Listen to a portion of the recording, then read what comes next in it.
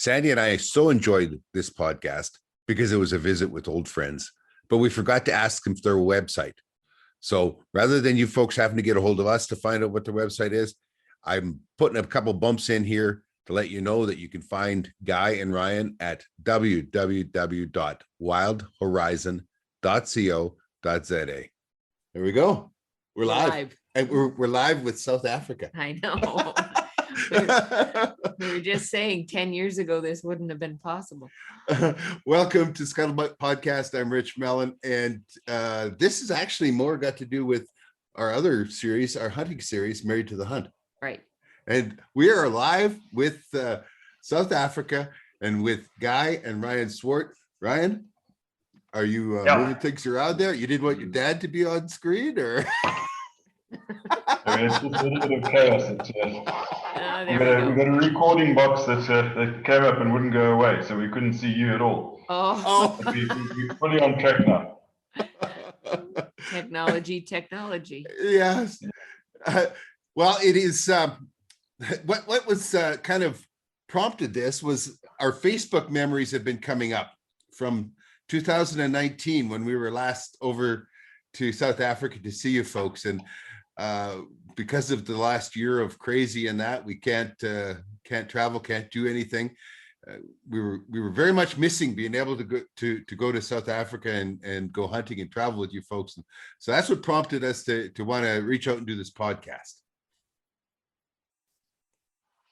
Yeah, well, we miss you guys being over here incredibly. It's there's so many things we want to show you and so many things we want to do with you guys, and we've got some really nice concessions we want to take you to. In fact, next weekend I'll be heading up into one of those remote areas, and I really wish you guys were here. It's just ridiculous that you can't be here. We agree. We've even went so far as to get the vaccine, the jab, and the reason being is that we're getting a little bit long in the tooth, as you can see by the gray. And well, I am not Sandy, but I don't want to waste another 3 or 4 or 5 years waiting for all this to get straightened out. So we're going to be ready when they open the border. We're going to be ready. We're going to be able to travel. Yeah, Rich, we very much in the same boat. We are hoping also to start with our vaccination program in a more sort of complete form in South Africa. A lot of us are getting the vaccine at the moment, and news is that we will be able to travel once we've had the jab as well. They're talking about the EU opening up to us coming there, and the States opening up. So let's hope. We'd certainly like to get over to Canada as well in March next year. And what we're finding at the moment is that, funny enough, the Americans are coming to South Africa extensively to hunt, and Russian folk as well. The Canadians and the British are not coming, and obviously the Europeans have not been coming to the same extent. But certainly the Americans are coming over extensively to hunt at the moment. They have a better vaccine program down there. Canada is like a third world country for how we're getting the vaccines, where I think we're actually elbowing a lot of third world countries in the corner, as they would say in hockey, so that we can snatch their vaccines. Yeah. What's interesting is that the folk from the States have been coming even prior to them getting their jabs. So as long as they have a negative test 72 hours before coming here and do the same on returning to the States, they can travel here, and that hasn't been a problem, whether they're vaccinated or not. So that kind of travel has not really held up the hunting in terms of the American folk coming here. The only issue is they have to fly Qatar Airlines or via Doha, which is a pretty long haul. But they get here and they're hunting, and they're getting back. Obviously, with the vaccines, it'll ease up even more. They're talking now about reopening direct routes out of the States to South Africa. Oh, fantastic! Once the jabs are progressing. So you are open though for business, like if the originating country, like the United States, allows you to travel, South Africa is open for business. You can, as long as people are negative, they can come in. Absolutely, yeah. So a number of outfitters are very busy. Those that did market in the States and Russia in particular seem to be, hunting in South Africa. But we're open for business. There's a lot of game around. The game seems to be proliferating. The trophies are running around, presenting themselves. Ryan's been, he can tell you he's had a few weeks of extensive hunting with local South Africans and with Americans. So it's been been interesting. Yeah, well, he's as hard as the Black Death on animals. That guy, you don't need you don't need anybody coming into South Africa if Ryan's around. Yeah, and with last year no one was hunting. Even South Africans weren't hunting last year, so the game populations really went up. And as my dad said, the trophy animals are all over the place. So we've had an absolute ball this year because the animals have been everywhere, and they've had no pressure either. It's almost like starting new, hunting new farms. It's been a lot of fun. Wow. So there's animals that you didn't that have really changed in that year's time, or have the trophy quality has gone up. It's amazing. It's had a surprising impact just 1 year of no hunting. Yeah. Like one single year, that's astounding. Yeah, and well, you can imagine there's the number of folk that do come over to hunt in South Africa. And last year we were pretty much closed for business completely. So that was an awful lot of folk not hunting in South Africa. And the net result is that there's a lag in the takeoff of the game all over the place. It's fantastic to see. I wonder if the same would be in North America, because a lot of the sheep hunter outfits and whatnot, they cater more to the Americans and probably some Europeans as well, I suppose. But I wonder if their trophy quality has changed any. Yeah, it'd be interesting. Yeah. In fact, this past weekend, we spent at a reserve inland of East London. It's about 36,000 acres. And Rich, it's crazy. We were the only people in the place. And number of black rhino. So they have a buffalo, rhino, and a lot of the plains game. But this particular area is purely conserved as it has been there historically. The reserve was probably formed about 30 to 40 years ago. And they've made no ecological changes, excepting that they made sure that they took off anything that didn't occur there naturally. And reintroduced game that was no longer in the area. But it's absolutely wild. Wow. And we must have closed in on at least 16 to 17 black rhino this weekend, getting 20 to 30 yards from them.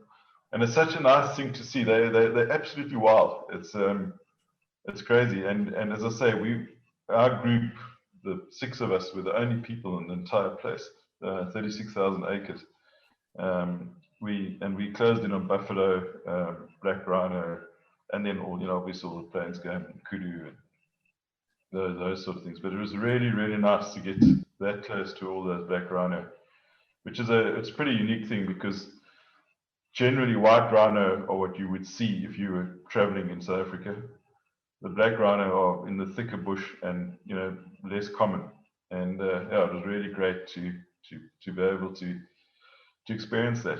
And it's something you guys must do when you're here again. We'll take you in there. You go creep up on some black rhino. Really, really good. Listen, we kind of crept up on a white rhino pair when we were there 2 years ago, and I didn't know they were there. She was a little freaked out. Well, I think you and I talked about this guy. I was reading Frederick Selous, and he first came to South Africa in, I believe it was 1874, maybe a year or two before that. But he was a professional hunter and traveled through South Africa, and they were ivory hunters killing the elephants there.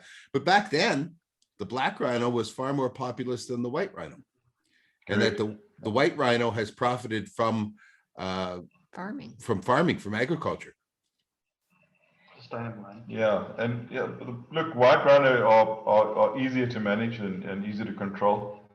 Black rhino is a bit more aggressive and you know, spends more time in thick bush.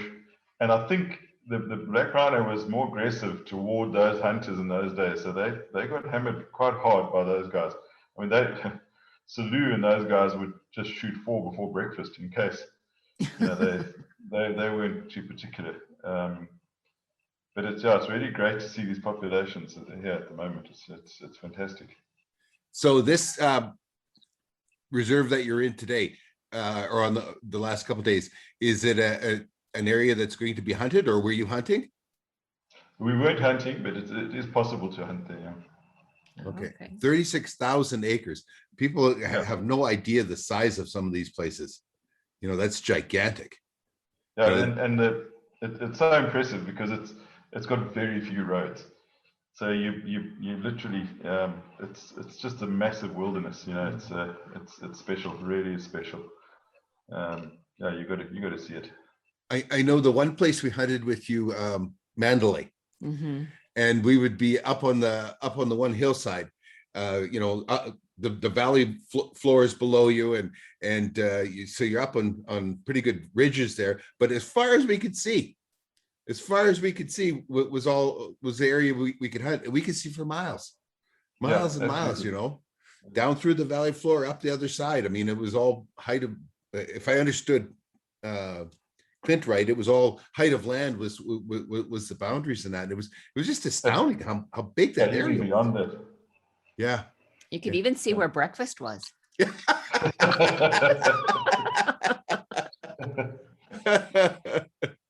Yeah, Rich, so the you know, I think what we're hoping to see, you know, once things open up again is a fair amount of interest. I think the guys are chomping at the bit to get back to South African hunt. I know that I say there's certainly the guys from the UK are, and I'm pretty sure the Canadian guys are. And I think it's going to come right. This thing can't go on forever and ever, and we're hoping in the next 6 to 8 months that there's a bit more movement around the world and guys can start coming in. Yeah, we're hoping the same. The 2 years ago memory that came up in my Facebook here a couple of days ago was us getting on the plane in Calgary, and you know, hunting is very important to us when we come to South Africa, but for a lot of people, they also want that sightseeing experience as well. So our first stop that was arranged by you, Guy, was to go up to Victoria Falls, and I'll be posting some of that on my Facebook page when my pictures and stuff come up. But that was really unique and a lot of fun. And then from there we went to Kruger National Park, which you can't even take a gun in there with you. So all of that had to be in storage and whatnot beforehand. But I think it's an important thing to make people aware of, is that it's not just the hunting, although that's what's most important to many of, well, to us, but to also a lot of our friends and acquaintances that want to come for a genuinely really good hunting experience. They also want to see some of the other things that maybe they wouldn't hunt, you know, and so that, you know, Kruger and some of that is just so important too. Yeah, Sandi, that, you know, facilitating that is very necessary, and it's really good fun. You know, you just see a whole different aspect to purely hunting grounds, and you know, the cultural side, the fishing side, and the game viewing side is a massive part of what we do. As I said, this place that we were at this weekend, would really love to show you guys that, because even in Kruger, you won't see those populations of black rhino. You know, it's in the wild. It's they just. We didn't see one. It's ridiculous. Did we see a black rhino? Yeah, they were 918 yards away. We saw them. We were up on this outlook, this very high outlook, and the huge plain out below us, and then my Zeiss binos would range them, but it was 918 yards to them. That was the only You rhinos we couldn't get a saw. really good look at them. No, that was the only rhinos we saw in Kruger. We were at one stage today, 15 yards. That's kind of close for comfort. Yeah, it is fairly close. Yeah, everyone was a little bit anxious. Yeah. Yeah. Well, Sandy was, for her, it was always a giraffe. That's what she wanted to see so bad, was a giraffe. And you took us to a spot where we could see a giraffe, I believe, on the first trip. And she said, next time we go back, I want to see lots of giraffes. Well, after we'd seen about the 900th giraffe on the first day, I said, have you seen enough giraffes? But like Kruger was just like, there was a lioness that walked right in front of our vehicle on the road and never paid us any mind. I mean, that's just not something you just see. So there was lots of experiences like that they're just once in a lifetime things. I liked the hyena that trotted down the road, but past us with a chunk of spine in its mouth. Always good. Those animals impressed me. I was surprised at how heavy they were, how dense they were. A hyena, I had this impression that they were a smaller jackal kind of animal, but they are a big animal. Yeah, no, it's a huge animal, and they're exceptionally strong. I mean, they're powerful animals. Yeah, they say that their bite is stronger than a lion's bite. Yeah. Wow. Yeah. Well, we're missing Richard, Ryan over here too, because I mean, 2 years ago, he stayed when you originally came in March for the Boat and Sportsman Show in Edmonton, and got a little bit of experience on the West Coast with some other friends, and then he came and chopped wood and did a whole bunch of other things at our place. Well, he wanted to skin. He wanted to skin. Well, I showed him animals that were pretty strange to skin for him. Yeah. It's all experience, though, hey? Yeah. It was actually interesting, and surprisingly, skinning all those fur bearers has made me quite interested in the different ways that we can do our animals now. And because of that, I've got quite a few lynx and jackal tube skins hanging off the wall. Because it's something that we don't do. And it's quite interesting to see how you guys do it and bring it home. So interesting then. If you have those the lynx and the jackal over there, can you have them tanned? Like, would people be able to purchase them and then bring them back? Or the lynx probably, would that need a CITES permit? No, it won't. Go back with all your taxidermy. Oh, well, that's really good to know, because, when we were there back in 2011, we saw a lynx. Yep. And we had set up to try and hunt it, but I don't know where it went. Give us a slip. Gave us a slip. And then when we were there in 2019, there were lynx that had killed a goat on Mandalay. Yeah. But I guess we kind of got fleeting glimpses of them, but that would be something interesting probably for some of your clientele as well, I would think.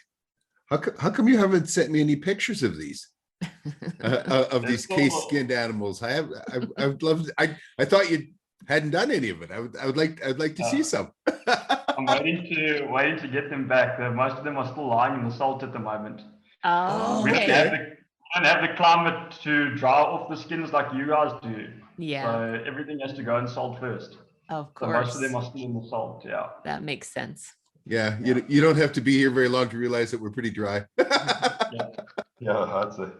And Rich, speaking of trophies, that whole thing of the UK government banning trophy import is also going to be really messy for the guys from the UK. And we're really hoping it doesn't set a precedent, or that the rest of the world don't start following their intentions, because that'll have a devastating effect on our industry and on the whole ecology in this country. Because if we can't maintain these big areas with hunting income, they're going to revert back to stock farming. Yes. And that's one's just got to really hope that other governments don't follow suit. Well, firstly, one's got to hope that the UK government review it and don't get involved in banning. it's crazy that countries so far removed can dictate to African countries to such an extent. You know, we need to manage the wildlife here, and part of that is hunting and trophy hunting, and it's just not going to go down well if the governments and the rest of the world start banning the import of trophies to their countries. It's been a real retro kind of thing. It's, you know, it's back to when a lot of African countries were part of the British Empire, so to speak, right? Where Britain dictated what was going to happen. And now here we are in 2021, and we're reverting back to some of those colonial rules. I wonder if that's maybe the tack that African countries should be taking with the British. Here's my thing, though, is the European countries, the British countries, all that, they have decimated their own wild populations. They have destroyed, you know, they have a tiny fraction of their wild forest left. They have no real wild animals hardly left at all. And yet they want to dictate to South Africa how they should manage their animals. Yeah. You know, like, I mean, that is wrong. That is very wrong. And when you take a look at what percentage of South Africa is linked to tourism, and of that tourism, how big a chunk is trophy hunting, safari hunting? Yeah, the income, I mean, the income generated and the environmental impact of a hunter versus a tourist is crazy. You know, yeah. The hunter comes over here, spends a serious amount of money on the conservation area that they hunt in, and their environment, the impact on that environment is minimal in terms of, you know, vehicles, people per site, and we certainly can't continue without that trophy hunting. You know, it's well, the game can't. Yeah. Well, the game can't. You know, and that's the problem. I mean, already I've seen two guys that owned massive wildlife areas that are now seriously considering reverting back to cattle, because you know, well, firstly it started with COVID, and now a lot of their client base was UK based, and they almost, between COVID and this whole thing with the trophies being banned to the UK, are taking the path of least resistance. You know, go back to cattle. And you understand why people make those choices. It's terrible to see, because they're actually lovely areas that are almost pristine again. Mm-hmm. It's taken 30 years to get them back to being pristine, and now they're talking about cutting the game and getting rid of all the game and put it into and sell it to the butcheries in town and go back to beef. And terrible. I saw a comparison, and people talk about, well, we can get rid of trophy hunting and we'll just all do photo safaris. And so here was the comparison, was that you know, a farmer or a landowner has two eland on his land, and a trophy hunter comes, he stays there, he hunts them for a couple of days, he kills one of the elands, he pays for the eland, the meat stays there and is used, and then he leaves. A photo safari comes through, they drive down the roads or whatever, they take pictures, they're gone the same day. There's no income from the animal, there's no protein, there's none of that. So it's one of those straw men where people talk about, if we get rid of safari hunting, then everybody will do photo safaris. No, just then you won't have that money there. Already you can do photo safaris wherever you want, the same places where you hunt. That's not a big deal, but it is 20% of the dollars goes into a photo safari as compared to what goes into hunting. And you know, one isn't exclusive of the other, yet people won't pay those kind of money just to come take pictures. I mean, why? You can watch it on National Geographic, right? I mean, yeah, we just got to, as I say, we don't know which way they're going. The guys that I deal with in UK are terrified that it's going to go through. They really, really are. And they, you know, they Graham, they're desperate to get you as quickly as possible so that they can try and get trophies back before this all happens. Mm-hmm. You know, Rich, not the flip side, but I think what one also has to understand is that fortunately hunters have a serious passion for conservation. And if that does happen, I do know that a lot of the UK guys that do come here would probably still come to hunt because hunting is their passion. And maybe just take back a block mounted photo. One's got to hope, you know. And hopefully those guys remain, you know, as passionate about conservation as they always did, and are still prepared to come and have the experience, because really that's what it's all about. Yes. Is the experience and the hunt. As you well know, we take an awful lot of time making sure that good pictures are taken of you and your trophies. Well, but it's more than that, Guy. You know, I mean, your whole crew there. It's easy to just be family with your group, but they take such good care of all of your clients. I know that we're not exclusive in that. We hear from others that have. I'm not special. No, I'm not. no, you can shower in cold water. Oh. That happens. But it's more than just the hunting too. And I think that people forget that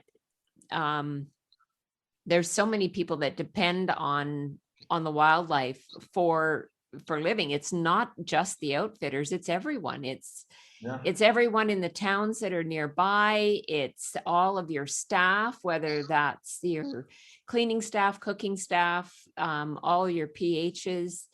It's the taxidermy industry. Pardon me? The taxidermy industry. Oh, the taxidermy industry. Yeah. I mean, it's everyone, but I think about, you know, when we were, it was Mandalay that was closest to Queenstown. Is that right? Yeah. And just going into that little butcher shop, we became regulars. Every time we came through Queenstown, we had to stop at that little butcher shop.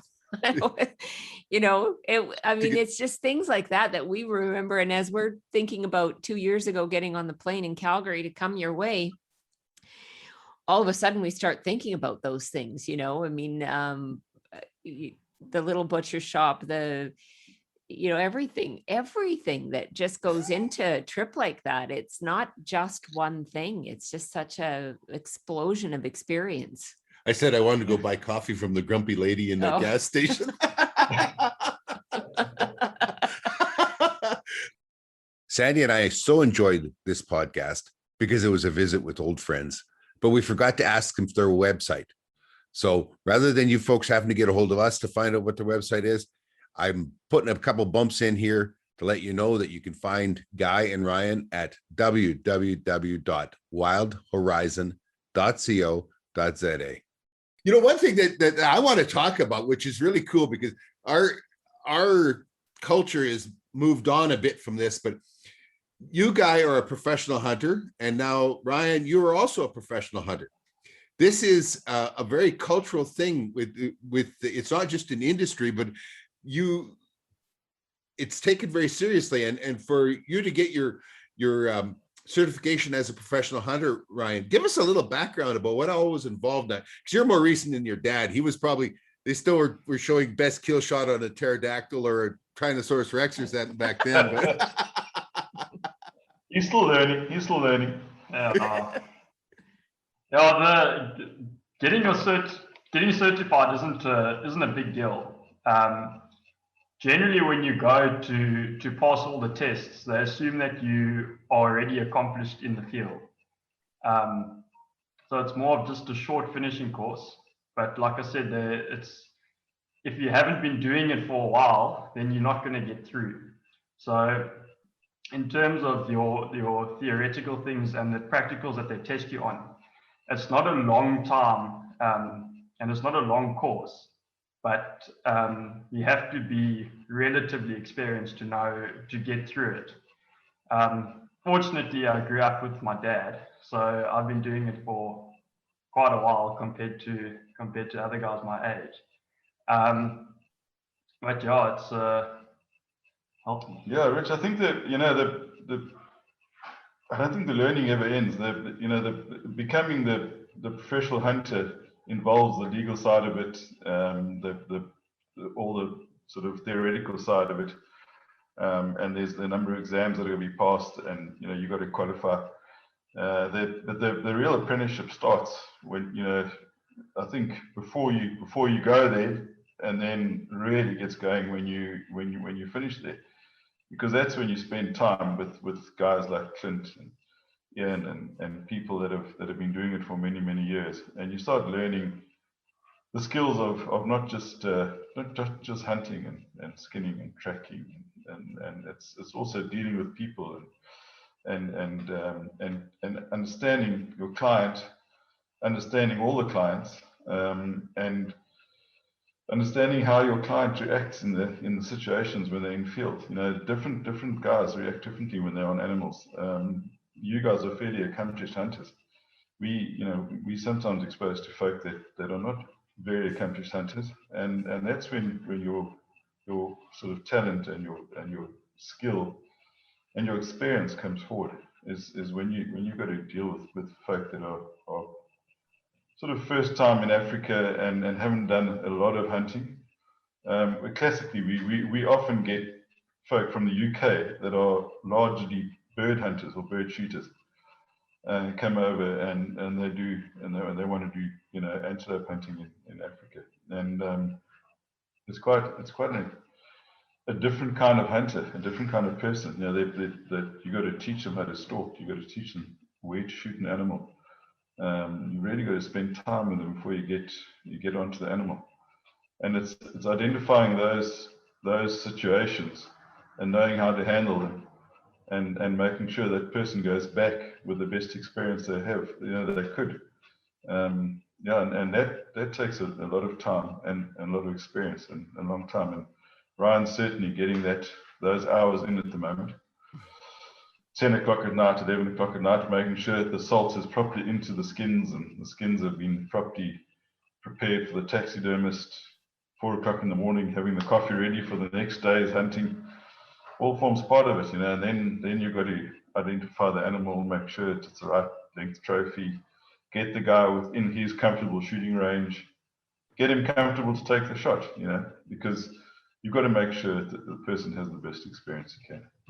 There's two things that I wanted to point out, though. One was, how long was the final test? Wasn't it like 5-6 days or whatever, Ryan? 12 days. 12 days. Yeah. Okay. Well, see, now that's way different than qualifying over here to be a guide. But you guys have to know all the legal laws and which they do here as well. But I mean, you even went hunting during the final test. You had to do preparation. You had to be a professional hunter for one another, that kind of stuff. I believe it was quite a feather in your dad's cap. You taught the skinning at that course, right? Yeah, the guy who was supposed to teach the skinning was unavailable that day, so they asked if anybody else could skin a full mount. So I put my hand up and taught the class how to do that. Good for you. The other thing I wanted to mention was, you talked about one time we were there. You talked about the UK hunters guy, and you said on average they were a terrible shot. And I said, what do you mean?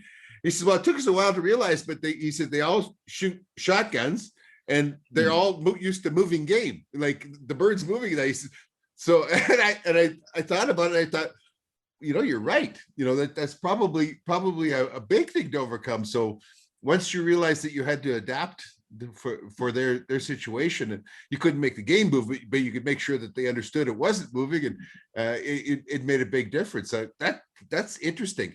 I think what people who've never been don't understand is how much a professional hunter does. Yes.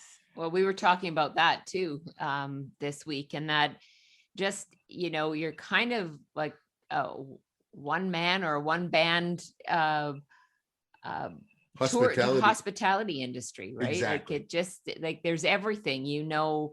Well, I remember our first trip to South Africa when Richard peppered you guy with I couldn't even guess how many questions as we traveled through the countryside, and you had an answer for everything.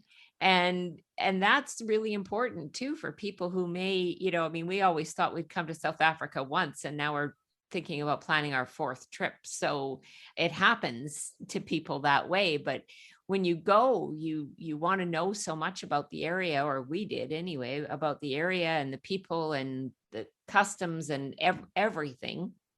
You have to know so much of that on top of just what's related to the hunting and the concession, and knowing that, you know, like we hadn't hunted at Mandalay before, and this was our third trip, but when we were with Clint, he knew every nook and cranny, and around the corner, and there's going to be a dam, and then you're going to be, you know, I mean, it's just, it was so, well, it just is so professional. But yeah, they have these huge areas, and they don't have to know just one, you know, like they have to know all of these different areas, and they're gigantic, and you know, and there are so many different wild animals also in South Africa. How many big game species do you have, like in indigenous? 41? 32 huntable species. 32 huntable. So, I mean, there are 32 different animals that have 32 different habits that you have to have, you know, knowledge of, and that we're, you know, we have 2 different deer here, but they're pretty much the same. Yeah. You know, it's pretty different that way. The other thing is that you are there with the person all day long. You have to have the right kind of personality, because good Lord, Clint put up with us for a month, you know, seen us for every meal, cooked practically every meal, you know, and cook over the braai at night, which is South African barbecue on that wonderful acacia wood, which forever Africa will be the smell of acacia wood, cooking some meat. And you guys are meat eaters, and that means there's at least 3 kinds of meat for every meal, and I'm okay with that. Or a peppermint for lunch. Oh, get over it. That was one day, one time. When you're on animals, you hunt the animals. I have given Clint a bad time about that for a long time, but I had a really nice zebra at the end of that hunt, so it was good. Yeah, and then you guys also come to Africa expecting it to be warm and toasty. Was that like the biggest oops anybody ever did? Was her showing up in Africa without a coat? Or are there some other good ones? Not the first and not the last. Don't worry. Well, good. I'm glad I'm not unique in that. But it was funny because we have some friends who are from South Africa, from Cape Town area. And when I said the first time we were going in June, the first 2 weeks of June, and she said, "Oh my, you're going to be cold." And I said, "Oh, I'm not. I'm an Alberta girl. I just about froze to death." Only until you took my coat, and then I was the one without a coat.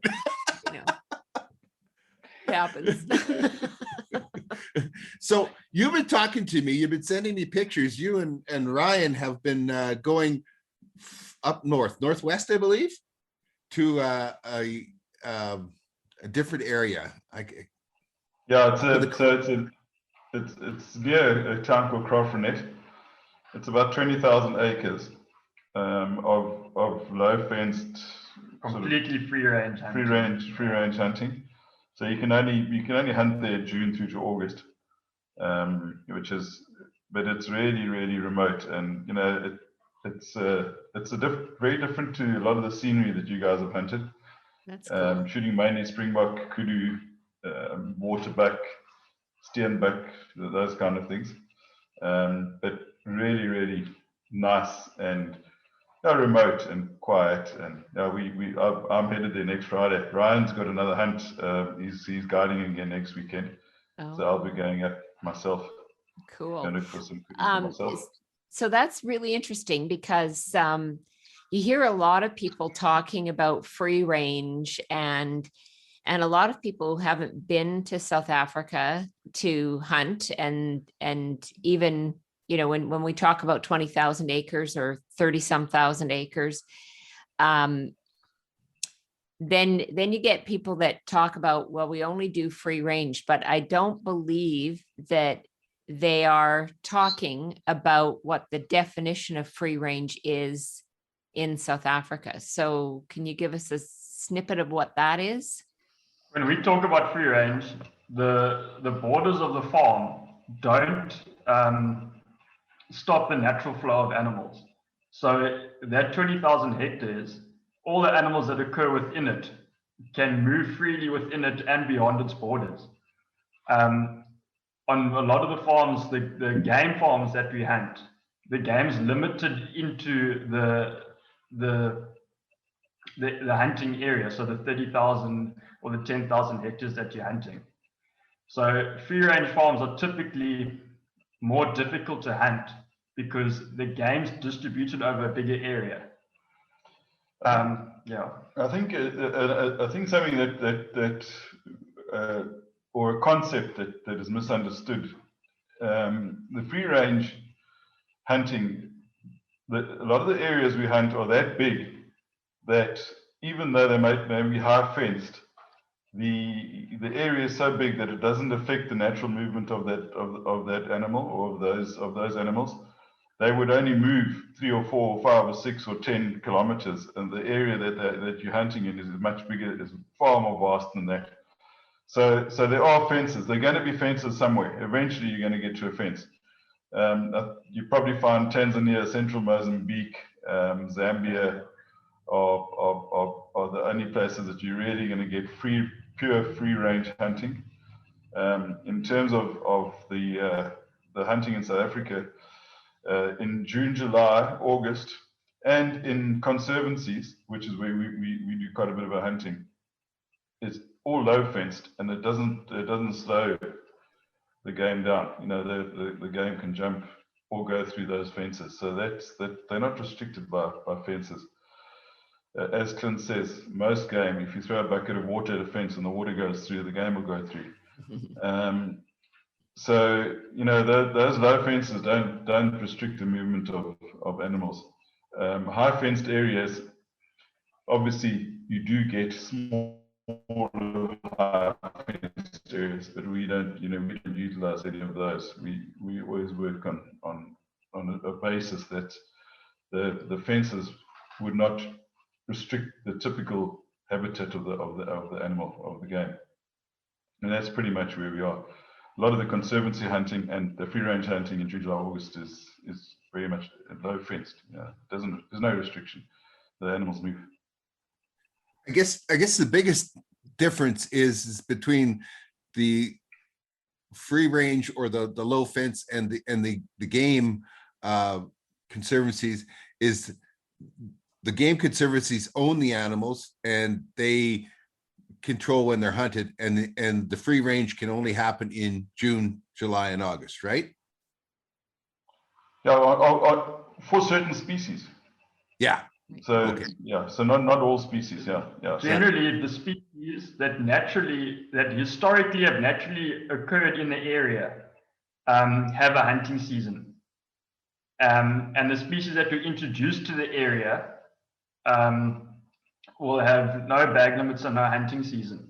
So depending on where you are in the country, the different animals will have different hunting seasons. Yeah. Oh, okay. Yeah, Richard, and as you say, the high fenced areas, there is more control, and the game is owned pretty much by whoever owns that area. But you know, as you well know, the places we hunt are extensive. So no, like, I mean, I have no concern whatsoever. Like, I mean, I have seen what most people, when they talk about a high fence, I mean, they're talking about several acres, and that happens in a lot of places. You know, there are places in Saskatchewan or in Texas and that where they have very small areas that are fenced off. I mean, if you technically want to talk about it, a mature whitetail buck will live its life in 40 acres. Well, my home quarter is 160 acres. I could have 4 that lived here and their whole life, and never leave here, even though there's not a fence. I've never been in a situation where the fence played any role whatsoever. I know that in some cases the fence played a role in that you could keep the neighbor's cattle out, or that you could. I think that we were at that one. The one place up at the Kalahari there where they were trying to stop lynx from getting in. So they had an electrified fence, but one place we were at where the cabin was, we could drive in 15 kilometers in any direction before you ran into a fence. That's huge. I don't care what the hunting, you can walk yourself almost to death before you hit a fence, before you get the animal you're wanting. You can take days. Sometimes you can start wishing for a fence to come close.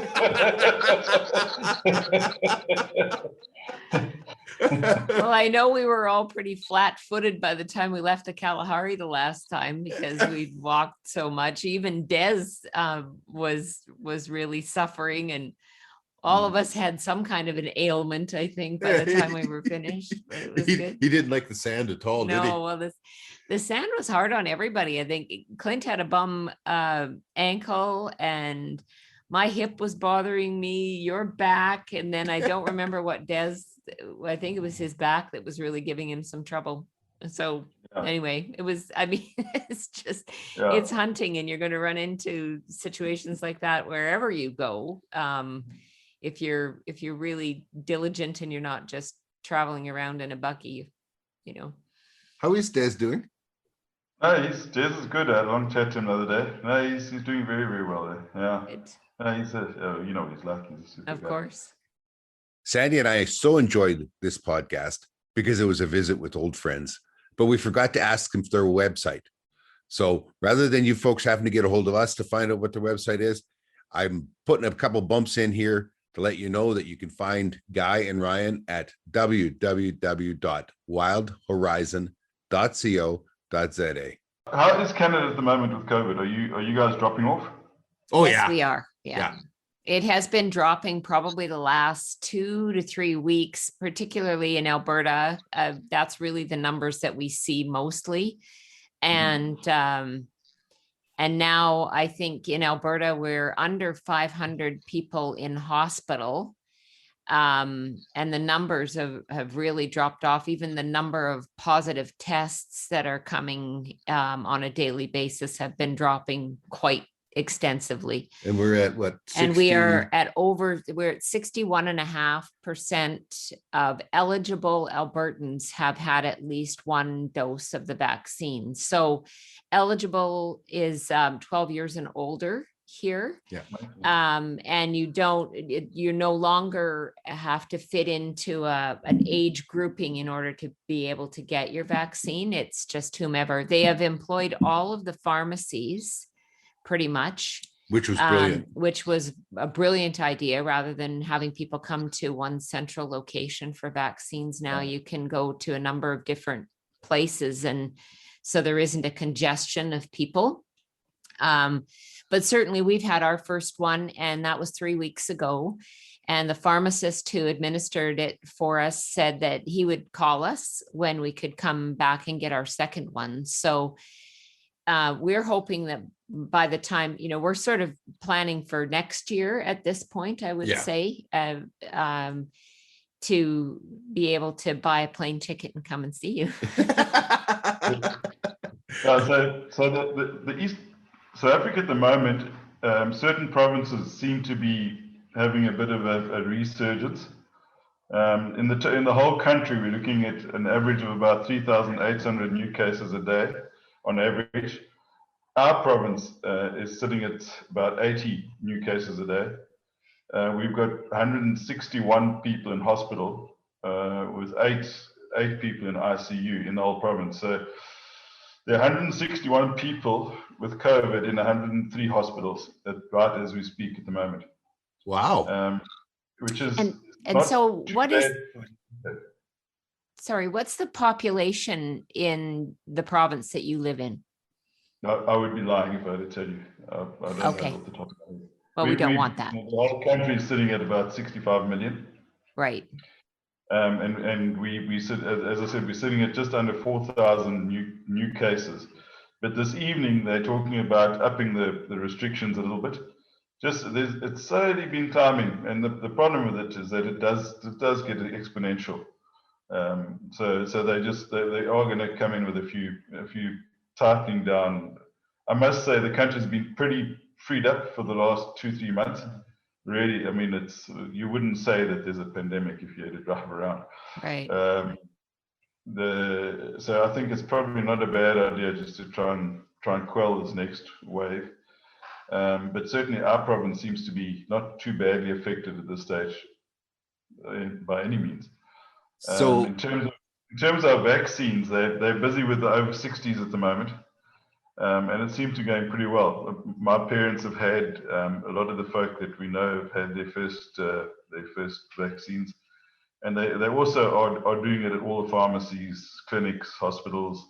So it seems to be happening, and yeah, we just hope for a speedy sort of vaccine program just to try and get movement through to the country. Rich, and you probably had it over there, but a large portion of particularly the coastline and our area and the Western Cape are highly, highly dependent on tourism and hunting tourism, ecotourism, that kind of thing. And it's just been devastating. Well, you were saying to me that like Clint's wife has horses and they do trail rides and that, and it's a big business, but those horses eat every day, even when there's nobody showing up, and that's tough. Well, and it's not only the tourists that come for trail rides. She has a lot of young ladies from the UK that kind of intern with her that aren't able to be there either. Yeah. It's been devastating. So we just need our country and all the other countries of the world just to get this thing back to normal as quickly as possible.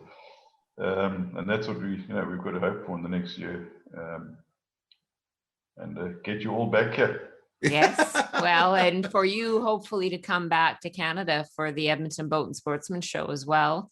So that, I wanted to ask you though, Ryan, are you done your schooling now? Like I'm not talking about professional hunting schooling, but your other studies. Oh, so the unimportant stuff then. Because of COVID, where it has actually helped me is I've moved on to studying through correspondence, which is purely online. So I can work around the hunting. So if I know that I'm going to be hunting, I'll work ahead for a couple of weeks and make sure that I can hunt sort of guilt-free for a while. And then after studying, when I'm finished hunting. Guilt-free. At the moment. Oh, yeah, and you're supposed to be studying right now.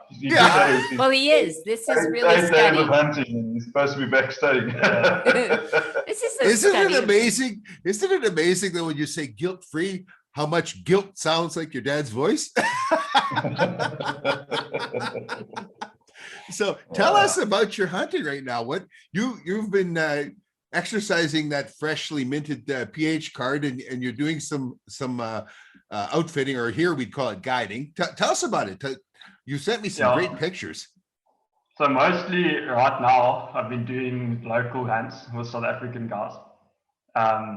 And it's good because they do shoot a lot of animals. So it's just time in the field, and it's just staying in the motion, and you're still doing the same entertaining, and you're still getting new clients and different clients, and you're still meeting new people. And it's just keeping the hunting side fresh. So not forgetting anything. But it's been a lot of fun. And it's a bit of time out the house and a bit of time away from the books, so can't complain.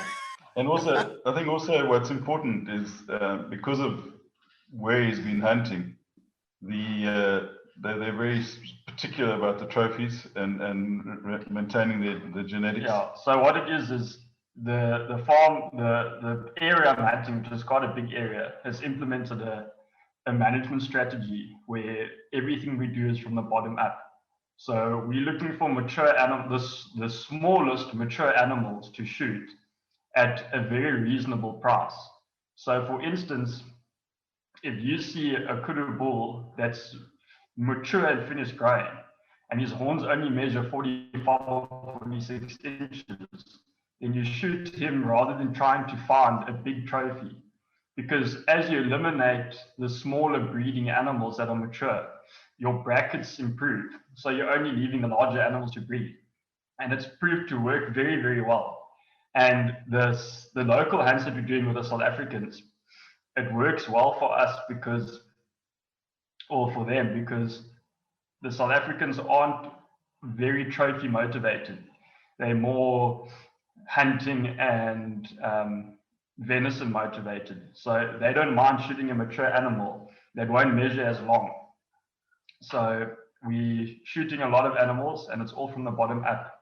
And it's proving to be working very, very well on that place.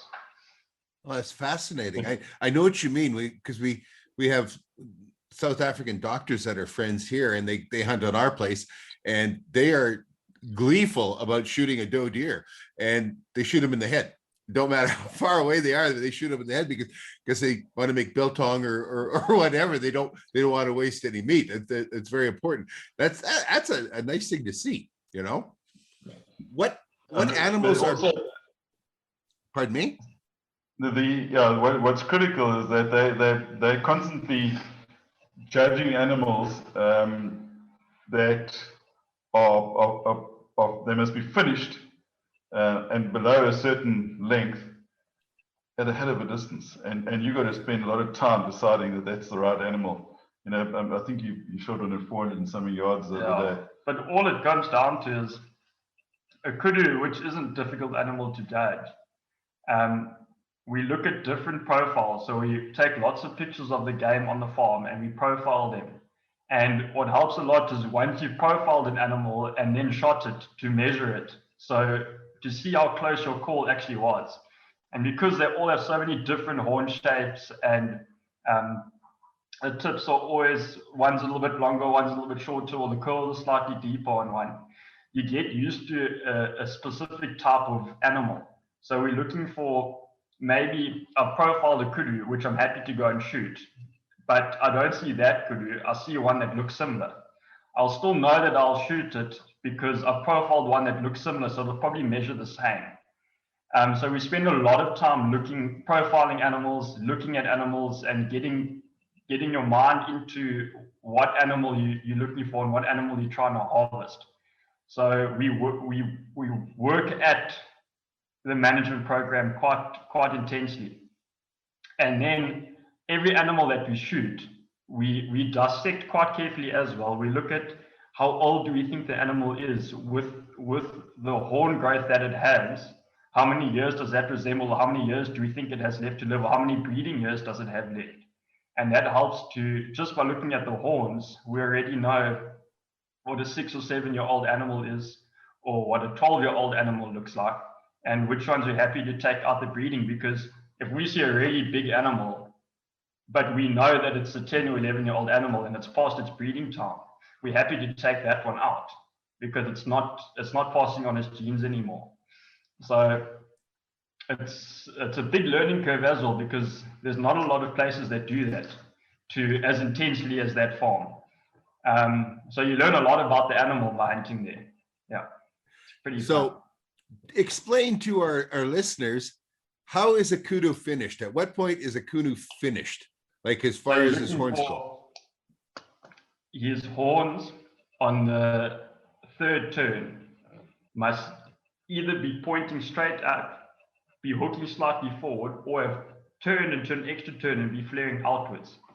So a beautiful one is like the one that Sandi shot last. The tips were pointing straight up. And you know that bull is never going to go past that point. Because once his horns have gone straight up, they're not going to go past that point. But if his horns are still pointing backwards or still pointing in, there's generally a chance that they'll lift up and point straight up, or that they'll bend outwards again. So they make two curls, right?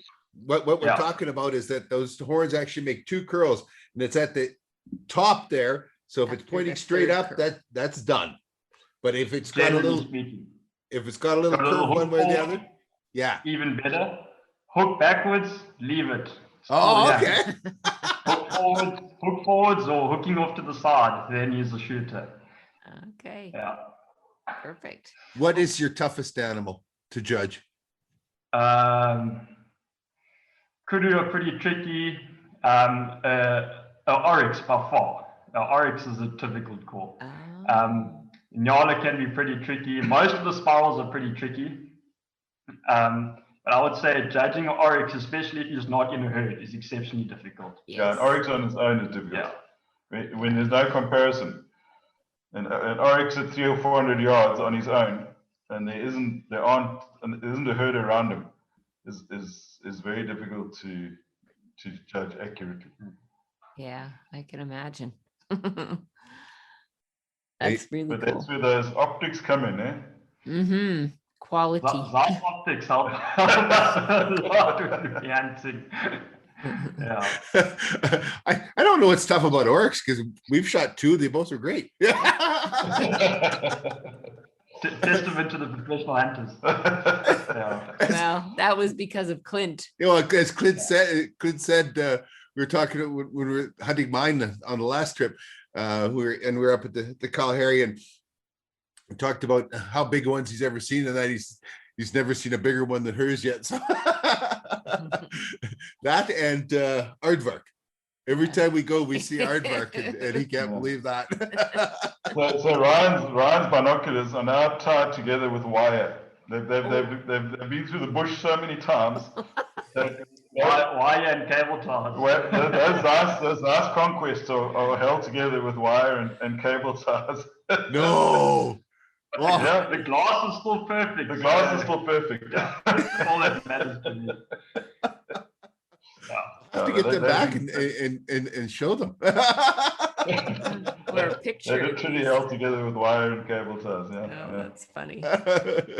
Well, that's the thing, though. I mean, we were going through pictures that we have some pictures of the wall here, and where there's thorns that stick out past my hand. You know, so they're over 5-6 inches long. It's like it's so different than the world here. You know, there's just so many things that are so unique about South Africa. I've got a picture in the sand here. Up here, and a lot of people look at it and ask, what's that picture of it? There's not many people that know what it is. It's actually baboon, but you know, it's so foreign, right? And that's the cool part about it, is that for us, it's a very, very different place to go, right? Yeah.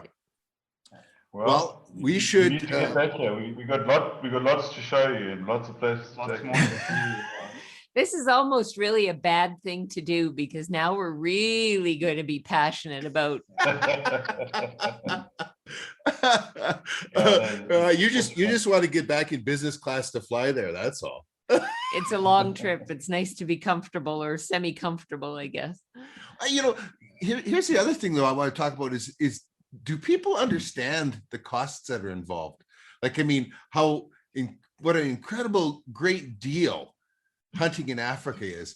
For instance, you've been here, Ryan, and you've seen deer and that here. The average whitetail hunt in Alberta is $6,500 for one whitetail. Now, $6,500 Canadian buys you a lot of hunting in South Africa. Absolutely, yeah. No, that's a lot of money, correct? Yeah. I know you could have a really good time, Yeah. Shoot a lot of animals. Yeah. I know people have no idea that. I mean, they always have this idea that it is so expensive to hunt Africa, and it's not. It's not at all. And Well, I think it could be expensive if you don't go with the right people. You know what I mean? Like I think that, you know, Guy, when you come to Edmonton, you are not the only African outfitter there to talk to, but in most cases, the whomever is manning the booth there is a what's the word?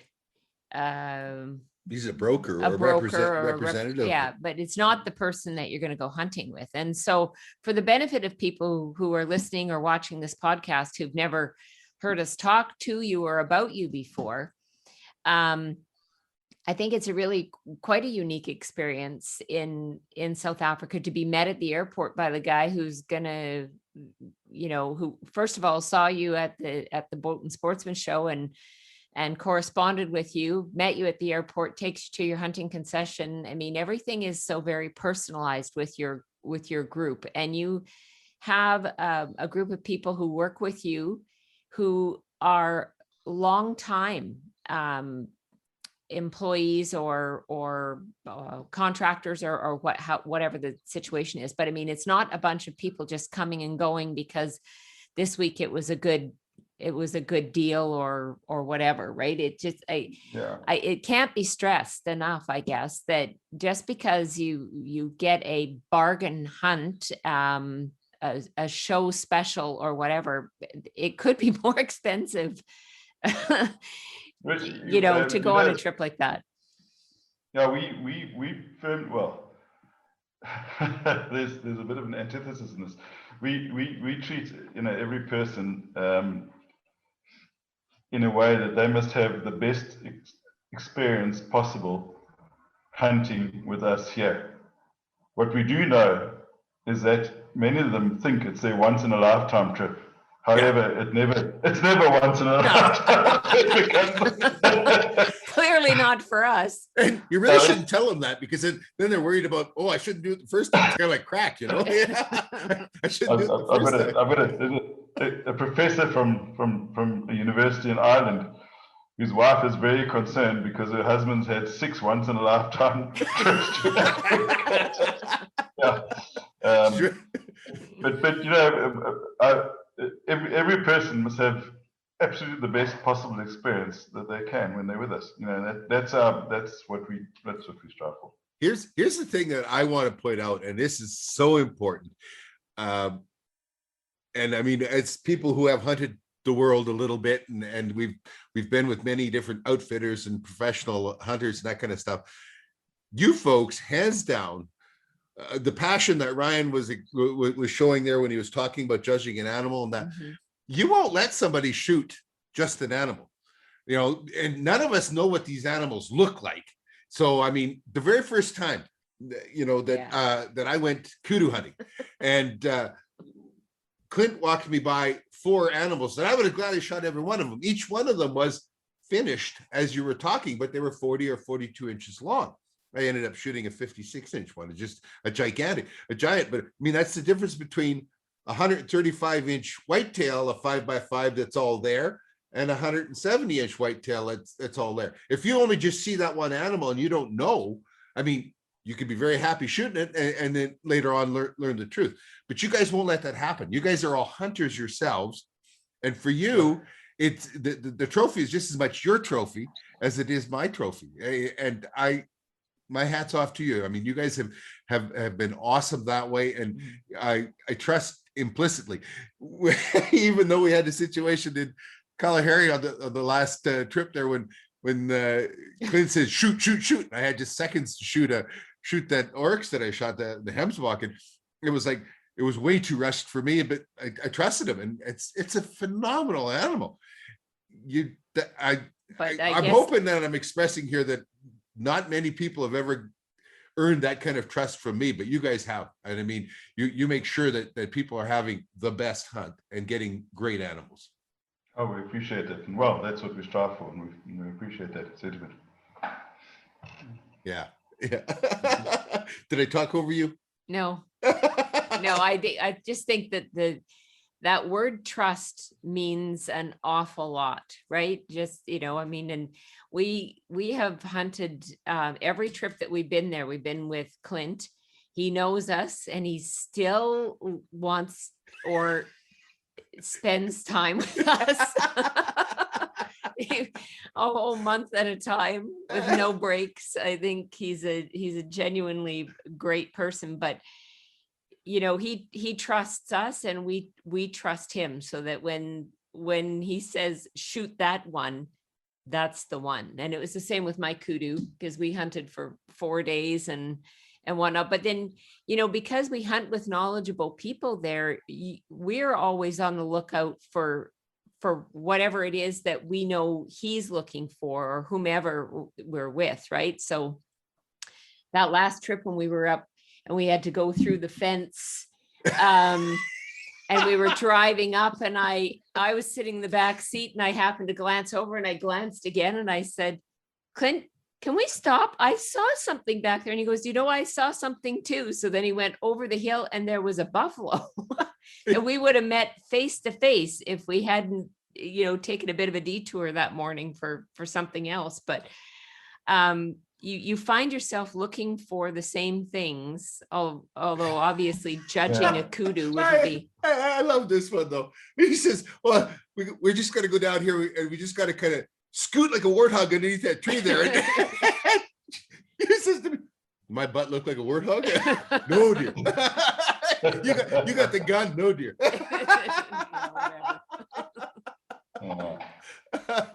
No, we've had a wonderful time with you folks, and we so appreciate how serious you take this business. It's terrible what's happened with what's going on in the world, but maybe soon we can all get back to enjoying some time around the braai. Yeah, well, we certainly look forward to it, and it's going to happen. It's a matter of time. Yeah, we'll still be here. The animals aren't going anywhere.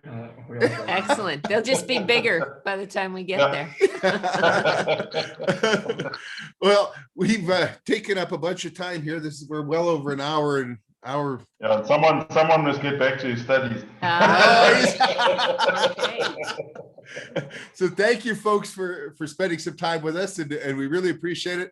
And to everybody watching and listening, we just want to take this time to give a little bit of a personal look or to what Africa is about and why we're so excited about it. I know this is different than our trapping podcast, but we do have Married to the Hunt, our hunting series. We have that stuff everywhere. You can see some of our hunts with these folks and understand why we enjoy going there so much, and why we've become friends with them. Yes. So we want to thank you folks. Thanks, Guy. Thank you, Ryan. Yeah, you're welcome. Thank you. Yeah, and it was great chatting, man. Really super. We can't wait to see you guys again. Yeah. Yes. We feel the same. And to everybody out there in podcast land, thank you for joining us, and maybe we'll see you down the line. Sandy and I so enjoyed this podcast because it was a visit with old friends, but we forgot to ask them for their website. So rather than you folks having to get a hold of us to find out what their website is, I'm putting a couple bumps in here to let you know that you can find Guy and Ryan at www.wildhorizon.co.za.